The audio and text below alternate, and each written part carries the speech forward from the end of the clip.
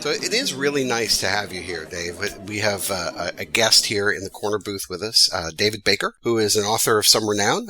David is a writer, photographer, and filmmaker. He's the author of the novel Vintage and the nonfiction title The Lost Continent, and his films include Saving Atlantis and 3 Days of Glory. His fiction and nonfiction have appeared in a range of publications. He lives in Oregon, and when he's not doing something outside, he's usually reading and occasionally writing books. And I have the very, very distinct honor of having met Dave back in the mid-'90s when he and I were in graduate school together, so I knew him when. Dave, thanks for joining the show. Yeah, and thanks. It's great to reconnect, and just glad to hear your continued enthusiasm for storytelling, and that it still persists. And I think that's kind of the great thing about the community that we were a part of 20, 30 years ago, that, you know, these are lifelong pursuits, and it's really cool to see that fire still burning in old colleagues. Yeah, it's certainly a pursuit that takes a lifetime, in my opinion. I don't know if I'll ever be as good at it as I want to be, but Tim, this is your first time talking with Dave. Welcome to the corner booth, Tim. Yeah, nice to have you here. I'm very excited to hear all the secrets and how to do it all. Oh yeah, right. You know, I'm ready to peel back the lid and show you what it's what it's really like, the deep dark secrets. No pressure, Dave. Yeah, I feel like a beginner at this myself. I still read, how to get published books and listen to podcasts and all the rest. So I think that aspect of it doesn't really change. I think the mystery of it is part of the excitement that keeps it interesting. Definitely. And the fact that we can continue to develop and improve over time, I think is central to anybody who's serious about creating quality art, So that's important. Sure. Vintage is a book that was published by an imprint of Simon and Schuster, and that came out in 2016. Is that correct, Dave? Yep. Or maybe 2015 and then 2016 for the paperback or something like that. Gotcha. But pretty close to that. Yeah, and I've got the hardcover, and I remember sitting out on my porch and reading this and feeling very, very satisfied that I knew the author, and it was a delightful book. We just recently did an episode on blurbs, and I thought it would be a really great opportunity to sort of kick us off this conversation with your blurb, just so people can get an idea of what that book is about.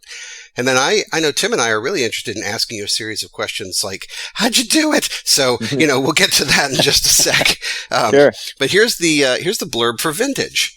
Good ingredients, an open heart, a dash of tenacity, and a pinch of courage. Food journalist, wine connoisseur, and one-time best-selling writer Bruno Tannenbaum has long believed these are the elements of a full life. The rest will take care of itself. But lately, nothing's going right for Bruno. His career is floundering, he's separated from his wife and their 2 daughters, and he's drinking his way through a dwindling bank account, certain all that's left of life is a downward slope into obscurity. Then, Bruno stumbles on a clue leading to a lost wine vintage, one of the many bottles stolen and smuggled out of France during World War II, now worth a small fortune and sought after by wine collectors throughout the world. Bruno realizes that finding this bottle could be the key to restoring his career, maybe even writing his comeback book. But his discovery is not a secret for long. As word of his finding spreads, nefarious characters interested in the bottle start appearing at every turn.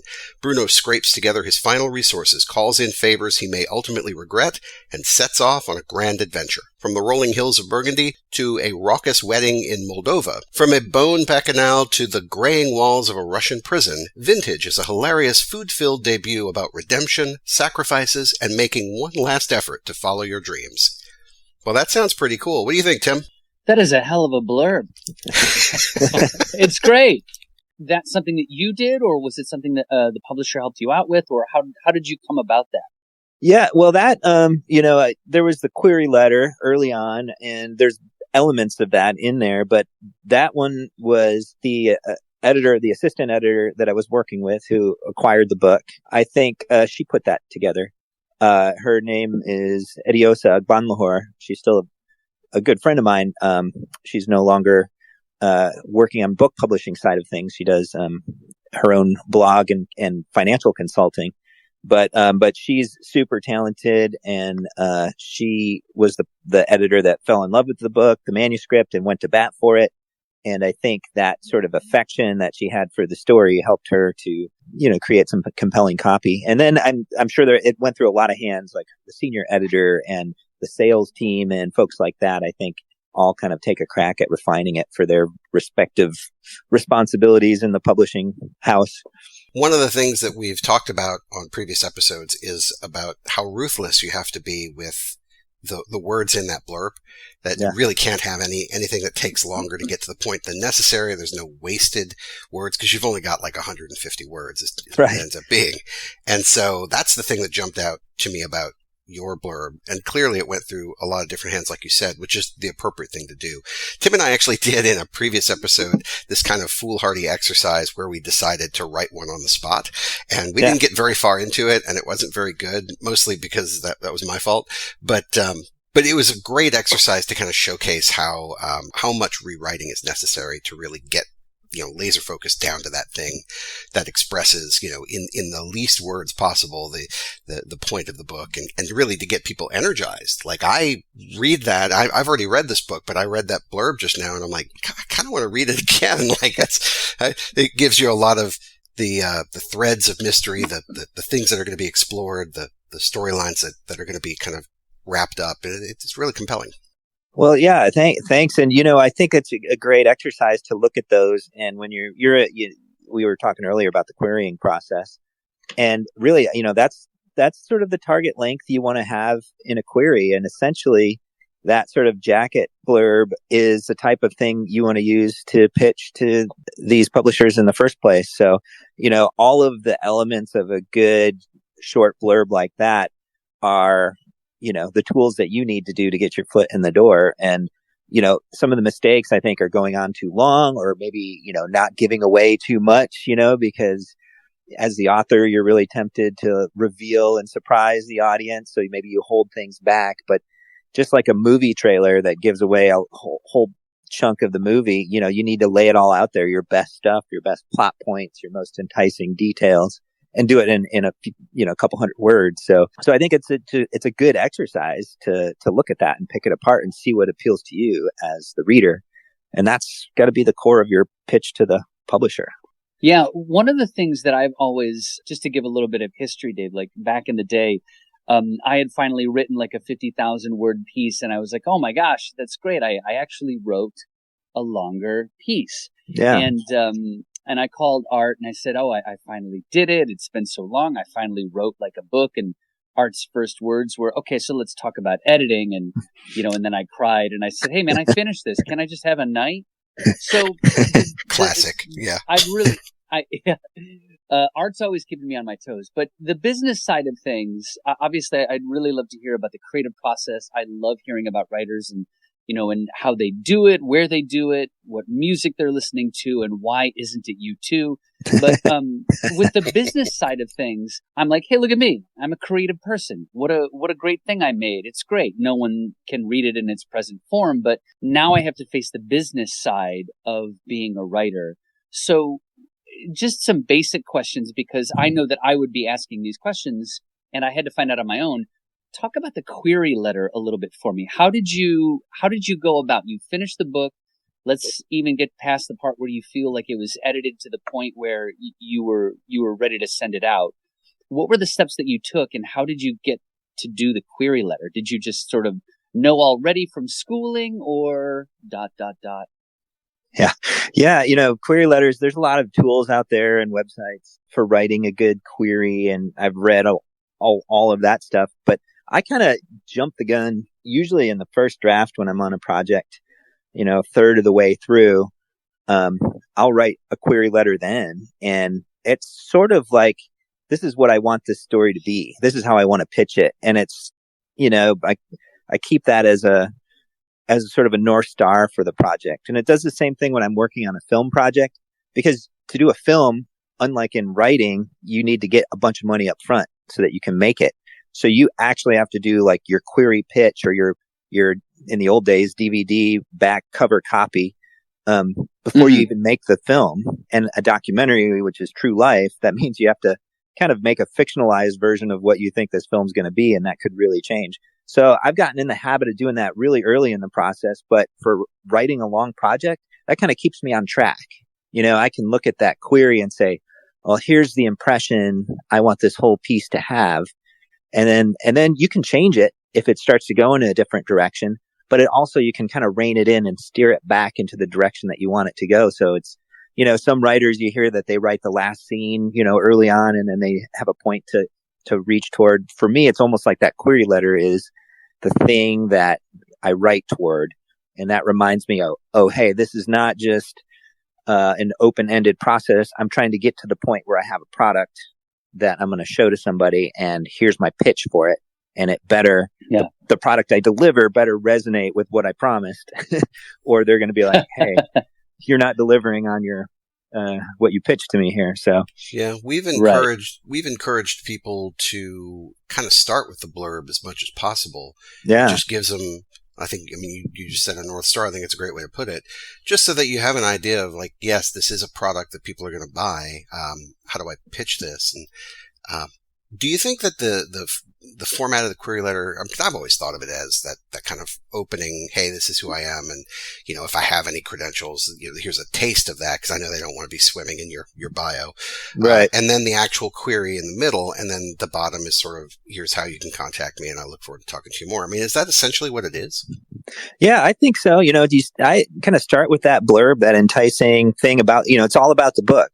And then, your bio afterwards. And there's a lot of thought that, when I publish more, I'm going to, have a much more enticing query. And I think, a lot of publishers want to discover somebody as much as they want somebody who's been in the game for a long time, especially when they're at the point of querying with a letter or an email. So I think that's less important than that opening salvo of hitting someone with the narrative. And then, at the end, sort of thanking them, and any personal, do your research. And I love, you're an imprint that publishes a lot of books like these, or you're an agent who represents similar people, or you're an agent who has my style of book missing in your portfolio. And I think I could really help you by, adding some diversity to your stable of writers, or whatever the case may be.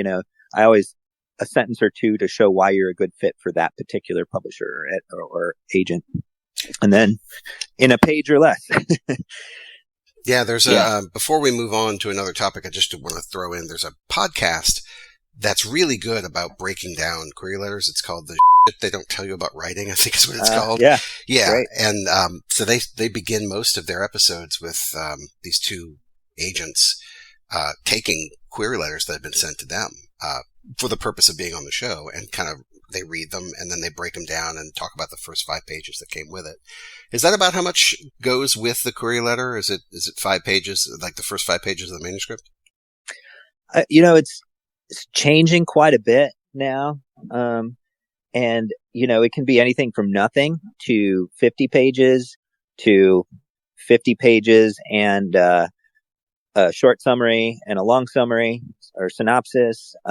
So what I always suggest when friends are kind of getting to this point with work and ask for advice is I suggest come up with a whole portfolio of every different combination that an agent might want. So, have your 50 pages, have your 5 pages, have your short synopsis, long synopsis, and writers of novels especially hate synopses. They're, it's painful to boil your beautiful work down into like a bulleted list of, right. And that's always super painful, but you go through that exercise and you just have it in case they want it. And that way, when they hit you back and say, hey, we'd like to see this and this and this, you have those things. They've been workshopped and you can just send them to them right away. And what you're doing is, no, your synopsis is not your book, right? But it's just showing you're a professional and you have these at your disposal and you've done your homework in advance and you've got it to them promptly. Yeah. Have your 5 pages, have your query, have all these other different pieces, look through agents and what they're asking for. And, before you start querying, and make sure you have all of those different pieces for whatever combination that particular agent might want. Yeah. And there's the rub right there. That's the dreaded word, I think, that you said a little bit earlier, is doing your homework. That is probably so very important, to make sure you're not sending, just to be super simple, like you've got a horror novel and you're sending it to a children's book publisher. Yeah. Yeah. Yeah. That's just some of those basics too. Yeah. Those are beginner mistakes or just not being careful. And I think I probably still make those types of mistakes. Yeah. Just, and making sure that everybody that you're sending to, yeah, you do a little bit of Googling. It's not that hard. And you look at, they're at the same, they're still working at the same place or. It might be, Dave, is that, there is some critical thinking that goes into that. And there's also some self-awareness about where is this manuscript a good fit. So if you're kind of newer in your journey, you may be under the incorrect assumption that your manuscript is, it might be fantastic, but that it's so fantastic that it will fit anywhere. And then you're essentially kind of blasting it out into the universe. And many of those places that are getting it just aren't a good fit. And so you're already, reducing your chances and maybe wasting their time. That's the thing that I'm most concerned about, is if I keep querying the same manuscript to this, or let's say it's a short fiction and I keep sending work to a particular journal and they keep rejecting it. In the back of my head, I'm like, am I pissing these people off by sending them stuff they don't want? Like, I think this is the process, but like, at what point do I just, cut my losses? Yeah. Yeah. There's, it's really hard to figure out. And I still will submit to journals, some things, some of the same places that I sent things to 25 years ago. And, I wonder some of the same things, like, is this a good fit? And then they, in the old days, they would say, buy a couple copies and read them. And you can't afford to do that. You don't have the time to do that, so make some assumptions. But you should certainly do a little bit of homework and research, especially if you spent a lot of time making something. You kind of owe it to that work to, put in the elbow grease to find a good home for it and make your attempts and make as many attempts as you can. And then ultimately, start the next project, because not everything gets published. I have 3 finished, 2 novels and a short story collection. A couple have been represented by agents for a short that never have been published. So it's like, almost 2 to 1 is my, my ratio of book length formats, things that I have, completed as opposed to the ones that I've actually published. So not everything's going to get published. And that's a little hard thing to accept, I think.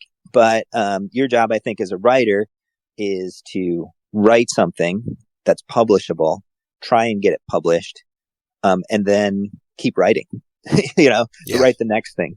Yeah. And I think that's pretty common. Every writer I know, no matter how accomplished, has a number of unpublished manuscripts in their drawer. And that's something that I kind of found out after the fact. I thought that everything that I finished deserved to be published. And obviously it's where you want to be at. But it was a little hard lesson to realize that not everything will get published. Are there any works that you have that might be longer length that you've sort of put to rest, for lack of a better word, or at least put to the side for now that you might go back to? Yeah, I have one project I've been working on for almost 20 something years now that started off as a novel and then it became a screenplay and then actually won a couple of awards as a screenplay. And then now it's back into a novel form. And I keep wondering, and it still needs a couple of drafts, and I keep wondering, like, okay, should I, I'm a different person than I was 20 years ago. Am I the right person to write this? And should I still keep working on it? And I put so much time into it over the years, or should I start something new and fresh? So I think that's a constant, to have a basket of projects in various states of completion. And, those are some of the decisions we make, is which one do we give our attention to? And, at this time, and what's kind of calling to us.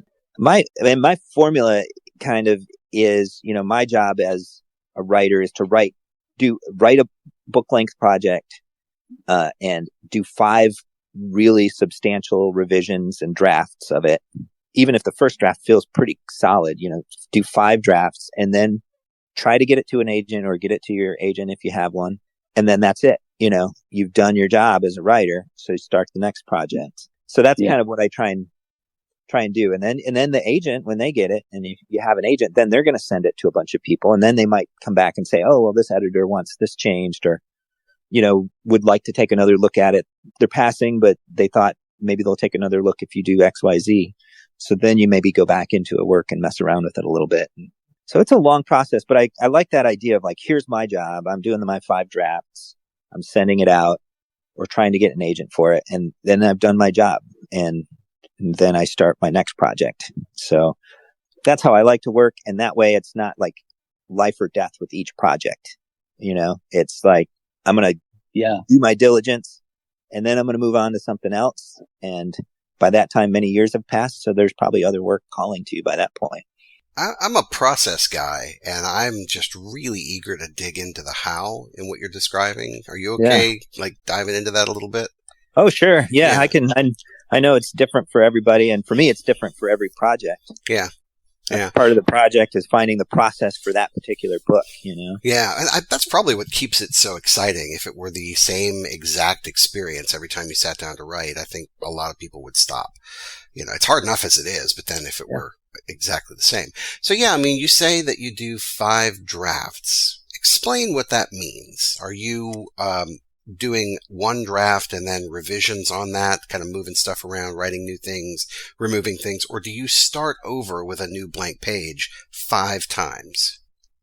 Yeah, I actually the first draft is, it's got a beginning, middle, and end. It's everything in there, but I might have written a lot of not so great prose or kind of breezed through some chapters that I know aren't going to make the final cut just to get to the end. Yeah. So it's whatever that first complete thing is. And then, a lot of people will say, move on to something else or do something. And I'll switch forms. I do a research and science documentary project as my kind of primary work. And so I'll do some of that, and then I'll come back to it later. And then, then you can take a look. I usually read through it and decide what it needs. And in some cases that might be like, hey, starting with I need a new beginning and starting with a blank page, and rewriting a substantial portion of it. Other times it might be like, oh, you know what? This is still pretty close. It just needs, smaller revisions, maybe reorganizing some things. When I can, especially those early drafts, I'll print the whole thing out and read through it and make a bunch of margin notes, and then go back to the word processor and kind of execute on those and really try and take an objective look on it. And then the later drafts are usually, and there's a great book by John McPhee called Draft Number 4. Really great kind of process book on writing advice. But in his later drafts, he's like circling words, just certain words or phrases that aren't quite there, and then he'll go in and go to the dictionary and go to the thesaurus and try and find the right words. So those later drafts, that's when it's really fun, is you're just really making it something that you think is almost there, but you're just making it that much better. So usually the first couple of drafts are like striking entire sections or rewriting entire sections. And then later drafts are, just kind of putting the polish on something. And in the film side of thing, it's like adding the sound design, adding sound effects, and then it really starts to come to life, or adding archival footage that you've dug in out of some research. And that's when it really starts to feel complete and feel like something that's, publishable. Yeah, no, that makes sense. So the way that we've expressed it in the past, just to kind of keep continuity for our listeners, is that initial draft, you kind of rough it out. You get that full movement before you start to edit. But we kind of break it out into revising, editing, and proofing. And I mean, I think the way you've described it really lines up nicely with those, because the revision is that tossing whole sections, writing new stuff, and sort of inserting it into that narrative. And as you kind of narrow down into, okay, the story's right, now let me try to get the language right. Once you've gotten the story right, that's when you go into that editing cycle, when you're really working on, agonizing over words and phrases. And then the last piece is the proofing, to make sure it's polished and professional before it goes out the door. So that's very encouraging to hear that line up. Yeah, it sounds like we're all on the same page, and it's a little different for everybody. That's what makes, voice and unique, and writers unique and distinct, is everybody's got their own process. Yeah. I love the idea that you that you have a sort of 5 draft kind of policy, and not policy, obviously, that might change, here or there or something like that. But like, right. I just feel that when I'm doing works, and right now, because of my sort of life situation with job and stuff like that, I'm writing a lot shorter works. Mm-hmm. But each one, because I don't have as much time as I used to sort of like say, I'm going to work on something of longer length. Every piece that I read is so precious that I don't see the forest for the trees and say, you know what? Maybe after the 20th revision of this and the 10th rejection or the 50th rejection, maybe this just isn't working and it's time to put it away. Yeah. Do you have a decent, because you also have a collection of short stories, which would lead me to believe that you write shorter works. Do you have that sort of cutthroat attitude for shorter pieces as well that might not be working, that you say, you know what, I tried, maybe it's time to just give this one up, or just give this one up for now?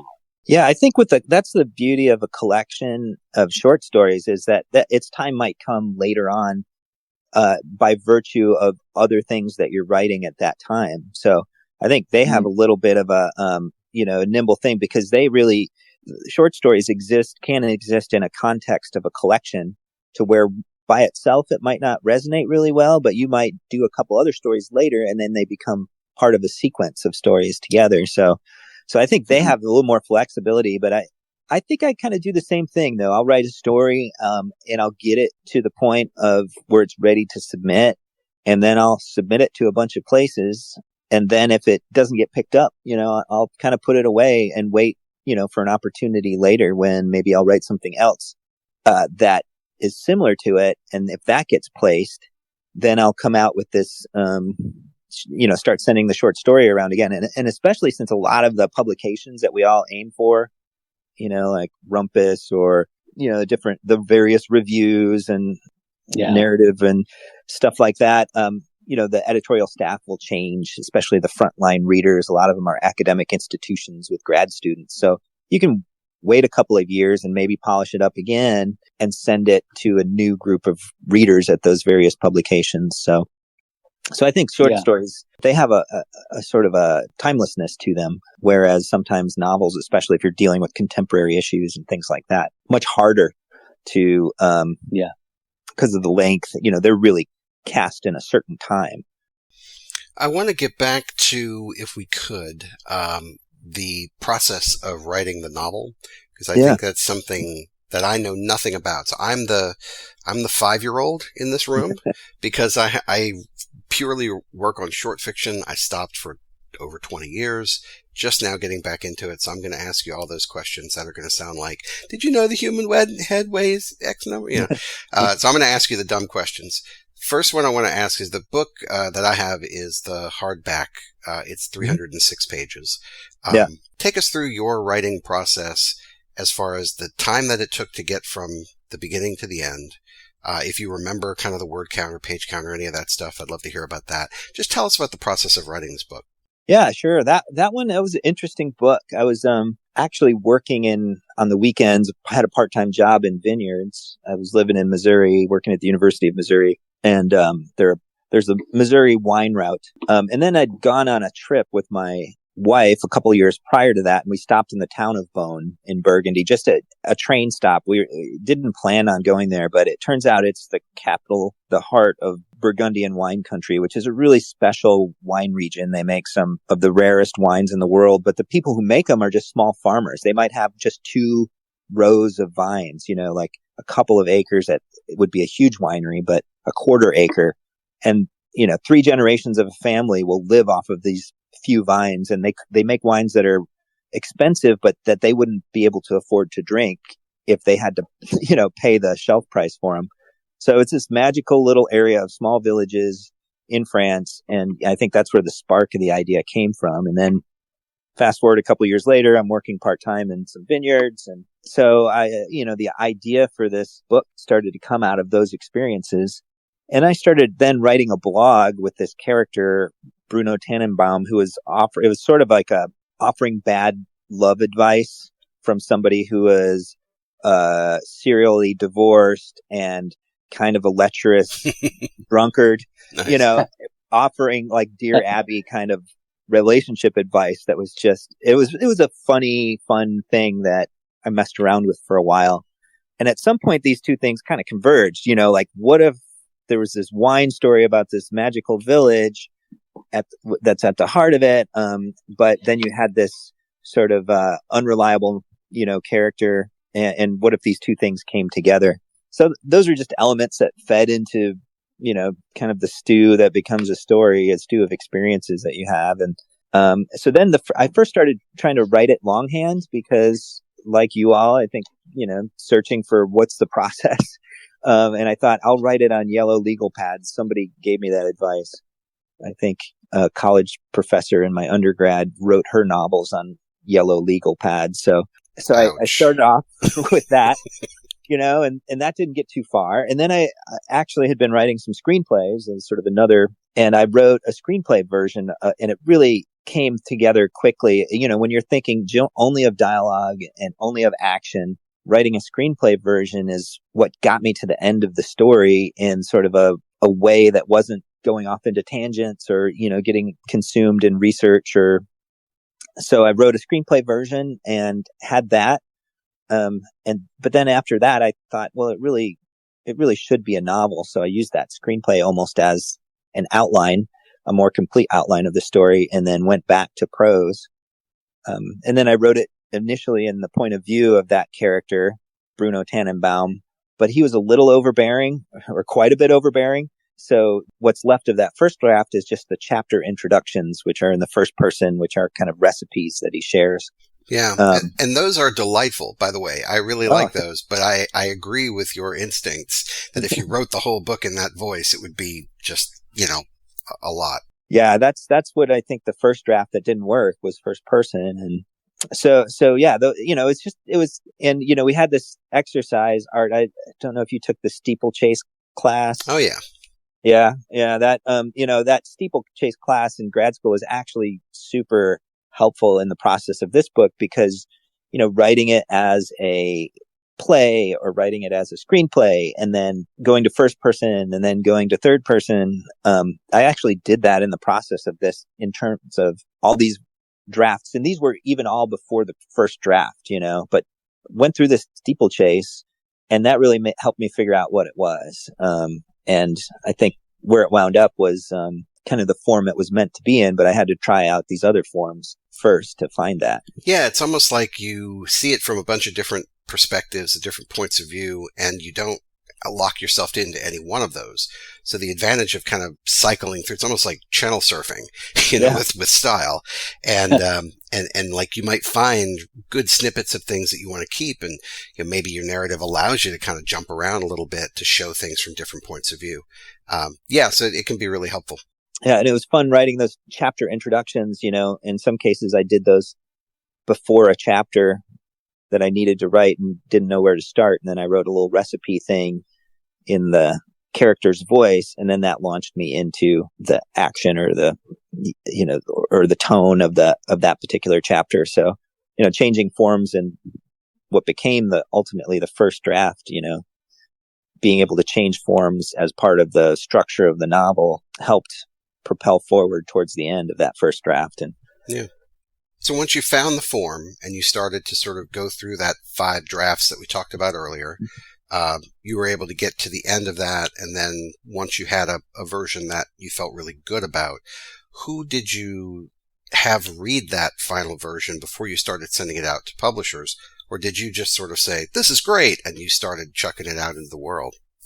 Yeah, that's a good question. I think my wife read it and she offers very frank advice. She's a big reader and has certain tastes, and things. So I look to her for honest advice. I had a friend read the screenplay version who's a filmmaker and offered some thoughts and stuff that made it into the draft. But yeah, it's a big ask to ask somebody to read an unpublished novel, and do it in a time where, they can get back to you and you can do something with the feedback. So, I'm a little, I guess, shy about burdening somebody with that task. And so if I'm feeling pretty good about it and feel like I've done those objective drafts over a period of months or years, then that's when I started to, to say, okay, I feel this is pretty complete. This is what I had in mind. And so I don't have outside readers as part of the process. And the other thing is, we talked about blurbs, but there's the blurbs from the New York Times or the Minneapolis Star Tribune or something, that are from real reviewers. And then there's the blurbs that are usually from other writers. author of this or author of this says, and those are the ones that those are your acquaintances. So, those are the types of blurbs. And so a publisher will ask you to get some blurbs. Who can blurb your book? Who do you know? So you also have to go out to people once you've got a galley draft of your book, or a reader's copy of the book that's not the final form that the publisher puts together, that you can send to these folks so that they'll blurb the book. And honestly, some of them just flip through it. If they know you, they like you, they're going to give you a good blurb. But, so those are more people that you have to ask to read your stuff. So nowadays I kind of save those really accomplished writers that I know. I try and save them for the blurb so I can put them on our jacket rather than like to read a draft of the novel before it goes to an agent or publisher. Yeah. Well, if you're looking for child labor minors who are ready to just kind of read your fiction, send it my way. I'm happy to happy to work in the coal mine for you. It's fine. That's a dangerous request. No, come by and visit, and before you know it, you have a family of 4 living in your spare bedroom. Yeah, it's true. Well, no, but seriously, I appreciate you coming on the show, and I'm more than happy to. And I like your work, so I want to see it in its earliest iteration. I think it's educational. So. Well, awesome. I will definitely be back in touch. Good. And likewise, I think that's part of the community, this core people that you travel around with and your kind of your writing career. I think, and what you and Tim are doing, it's so important. And all writers have had that. You read about Paris in the 20s or Colorado in the 50s, and these writing communities are essential. Yeah. And is Hemingway as good without Gertrude Stein? That kind of thing. Yeah. Yeah. And I think, your success is dependent on that as a writer, and so fostering those communities and sticking with the folks that you've kind of come up with is important. I'm just, I'd really be interested in finding out, I love the process of writing. I love that everybody has their own place. I love that everybody has their own setting. Is there an ideal place for you where you work? Is there an environment? Is there tunes? Like, what gets you going as far as your setup? Is it wherever you find it, or do you have a special place for your writing? Yeah, that's a good question. Building those spaces in the writer's space and, the office, and we all have in our imaginations that perfect place, or the clean, well-lighted place, maybe the cafe in Paris like Hemingway had, and I think that, for me, that for each project to get into a rhythm, I think part of the process of that first draft is really finding that place that's going to get you through the first draft. And it might change. It might be for me, it might be the old reliable, the office, or sometimes I installed like a stand-up little flip-up IKEA stand-up desk and wrote a lot of one project on that, or the coffee shop. Sometimes I try that and sometimes it works and sometimes it just doesn't feel right, for a particular project. So I think that's part of the fun of it, is like each project has its own place. And then once you start to develop a rhythm, you ride that out, and, sometimes it's writing late at night after the kids are in bed and all of that. Or sometimes it's getting up real early in the morning and chugging a couple coffees, which is more of the process that I have now. And, it sort of changes. And and for me, that's sort of the fun thing, is finding what works for a particular project. And then, that kind of comfort zone and that repetition gets you into the space where you need to be to do that deep work that it takes to, kind of submerge in a longer project. Yeah. And let me ask you this, because, as we talked about right before we started recording, I was really looking forward to a publication that summarily dismissed my work very easily. How do you deal with rejection? It seems like you've come up with a pretty good sort of routine, and I think back to like talking about the 5 drafts and doing the job as the writer. Is that kind of how you deal with rejection, is saying it's part of the gig, or is there a different take that you have on it? How does that affect you, or do you just write through it? Yeah, rejection, it's never gets easier, and it seems to take more rejections to get a project through sometimes than at first. And, it still happens. And, it sucks. But, in some ways on good days, I look at rejection like if I'm getting rejections on a project, that means I've finished a big project. 2, I've edited it at least 5 times, sometimes more. And 3, I'm sending it out there. So I'm doing what I'm supposed to do. And to me, it's just like a measure of, this project, I'm being responsible with my time and my work because I'm acquiring rejections. And Vintage, my first book, took 40 rejections, I think, from agents, which is not that many. And I think it had a pretty good hook in the query. But then my agent, once you get an agent, that doesn't guarantee anything. Then they start pitching all of their connections in the publishing world. And he was really excited about it. And he was like, hey, I think this reminds me of Jess Walter, Beautiful Ruins, which was a best-selling book at that time. And he's like, I think you can hit the same audience, it's coming out at the right time. And he started pitching the editors, and then he would just forward back the rejections from the editors, which some of them were brutal. Some of them were like, oh, we love this, but we did a wine book last year and it didn't do that well, so we're going to pass. Or we have 2 food books out right now and we can't handle another one. Or, different. Some of them are complimentary, or we love this, but hey, we're full right now. Others are like, hey, we just didn't like this. This character is too much of a schmuck. So, we didn't like it. Or our senior editor hated it. We loved it. Yeah. But so you get all these other rejections. And then, for Vintage, there was 2, I think, Little Brown and Simon and Schuster. And he was just waiting to hear from those 2. And he's like, if I don't hear back from them, I think, start the next one and we'll talk about that. But it was Simon and Schuster kind of came up with an offer, and there was a assistant editor, Ediosa Bonlahor, she was a foodie and she just loved it. And so it's luck, you found the right person. So it takes rejections to get to that point. It's dartboard science, and so I can be a little sanguine about, hey, it didn't work, and it's heartbreaking in some ways, but I think I've learned that it's not personal. So maybe sometimes it is, but mostly it's just like dumb luck, Yeah, I really like what you're saying, because, it's not just the empirical merit of the work that determines whether or not it will go to a certain place or not. You're discussing all kinds of variables that are completely out of your control. The individual tastes of the people who read it. Heck, you might be talking about an individual's mood the day they pick up your manuscript, and that might have an influence. So, I know as a younger writer, I probably kind of wore those rejections a little closer to my heart, and they did sting, and I know you mentioned that they do still sting, but having this context of understanding, well, it wasn't right for them right now, let me just keep going, let me just keep pushing it out there, because you never know when those timing and attitude and availability and market conditions, all of that lines up to be this, this perfect ring I can shoot this arrow through. So just keep plugging away at it, I guess.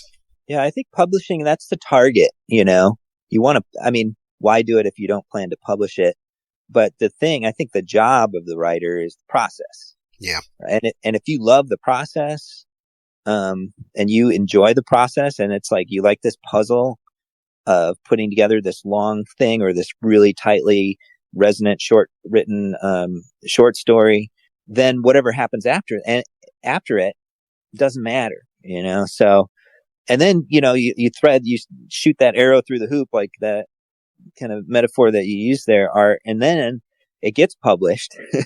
And then the publisher says, oh, make sure you hit social, and make sure you spend your own money out of your pocket on Facebook, and go on a book tour, and we'll pay for either the hotel or the airfare, but not both, and stuff like that. And it's up to you to promote it and make sure you have lots of social media followers.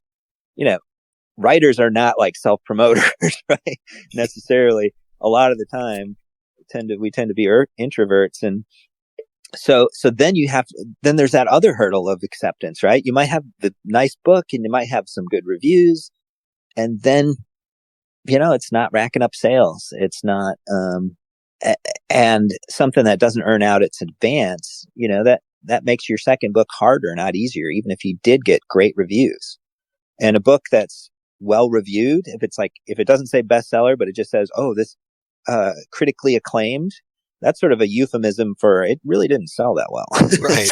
The stunning debut that doesn't have any accolades attached to it. Right. Yeah. Right. Yeah. So, and they can all look up the numbers. They have a system. They can go in and look up the numbers of your book, and you can't hide behind the sales of your books. So, or you can't hide the sales of your books. So that's another thing that adds to the worry. But if you like the process and the challenge, then it's all worth it. So yeah, I mean, for us, it's about controlling what we can control. So we can control how many drafts we do before we send it out. We can control who we send it out to make sure that it's people who are going to be well disposed to our work. Yeah. We can control who reads it before we start sending it out to make sure that we catch any obvious issues or problems. All those things we can control, and the rest of it, dartboard science. I like the way you said that. That's good stuff.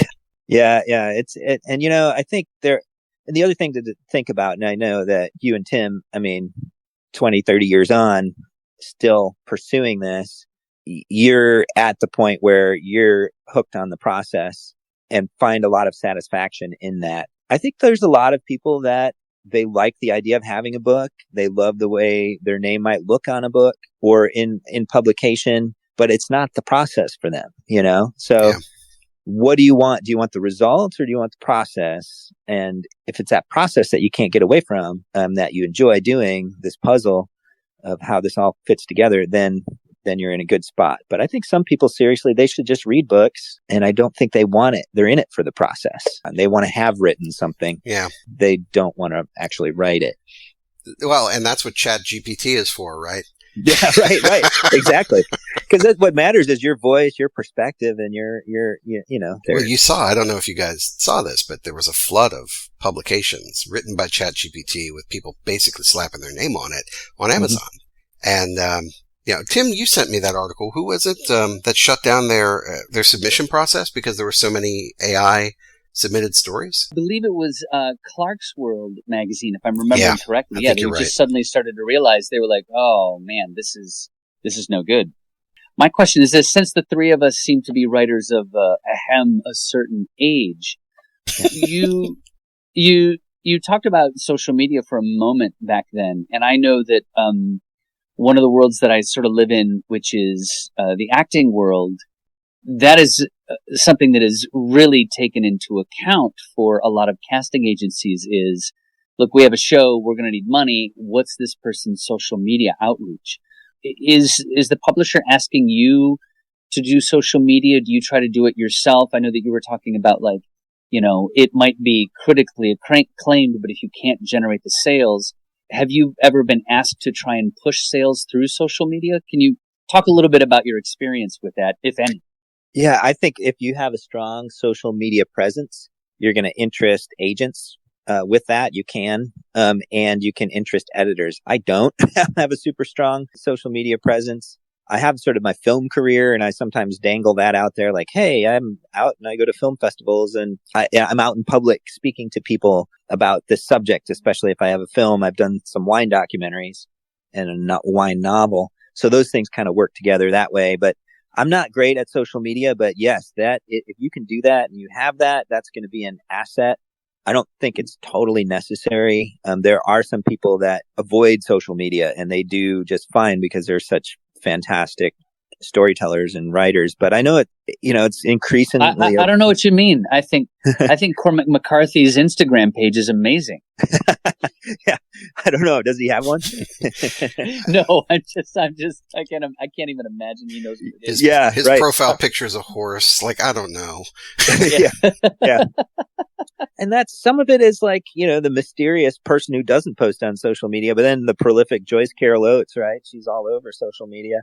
Yeah. And there's that woman who talked about, she wrote a book and she talked about having a reading where only 2 people came to her debut novel reading, and then some other writers started circulating it, and Neil Gaiman and others said, oh, I had a reading where nobody showed up. And then after that thread with all these famous authors in it, her book went up to number 2 on Amazon. So Wow. And it was kind of cute, these folks giving her advice, and you can just Google this story, and it's kind of heartening, but also that's just what happens. I had an author event where I went to a bookstore in wine country in Napa Valley and St. Helena, wonderful independent bookstore.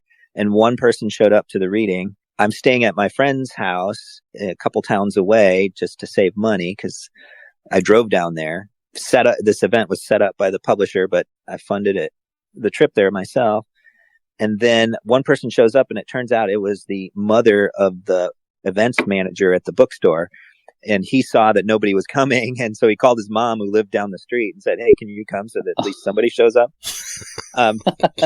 She bought a book, and we had a lovely, the three of us had a nice glass of wine across the street. So afterwards, that happens. Hey. And I got a story out of it to share. So yeah. So tell us a little bit about what you're working on these days. I know you're a filmmaker. You've got a lot going on. What's the latest on the Dave Baker's landscape? My new book, which is my first nonfiction book, it's The Lost Continent: Coral Reef Conservation and Restoration in the Age of Extinction. And I started working on coral film projects about 8-9 years ago and had a lot of stories left on the cutting room floor.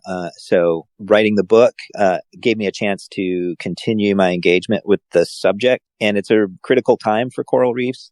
We've lost about half of them, mostly due to human pressures. So it's really a conservation book. It's a search for hope among the world's coral reefs. And it's also, gave me a reason to go visit a lot of these places that I hadn't seen yet in order to write about them. And the conservationists and the scientists that I've met in the world of coral research and restoration are some of the most dedicated people out there, facing a very daunting challenge. So I'm just hoping that folks will read the book, look at coral reefs differently, look at the planet a little differently, and do what they can to contribute to solutions to the daunting problems that we face. Yeah, I mean, with 50% gone, I think humans can definitely get that number higher. We can definitely get that closer to 100%. So let's get out there and do your best to put pressure on the coral reef. That's the point of the book, right?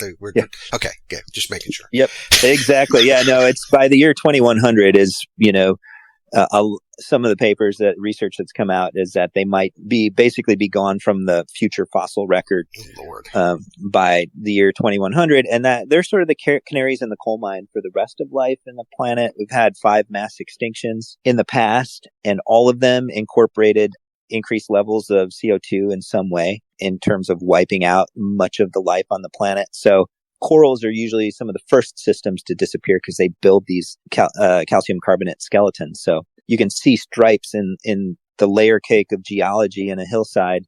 You can see stripes where coral reefs end. And then if you go back in time to the past extinctions, you'll see that, atmospheric carbon was a big player in those extinction events. So, and the good news is that there are some hopeful moments, and I delve into those in the book as well. Well, where can people get it? They can find it on anywhere they buy books. I always say go to your indie bookstore and order it.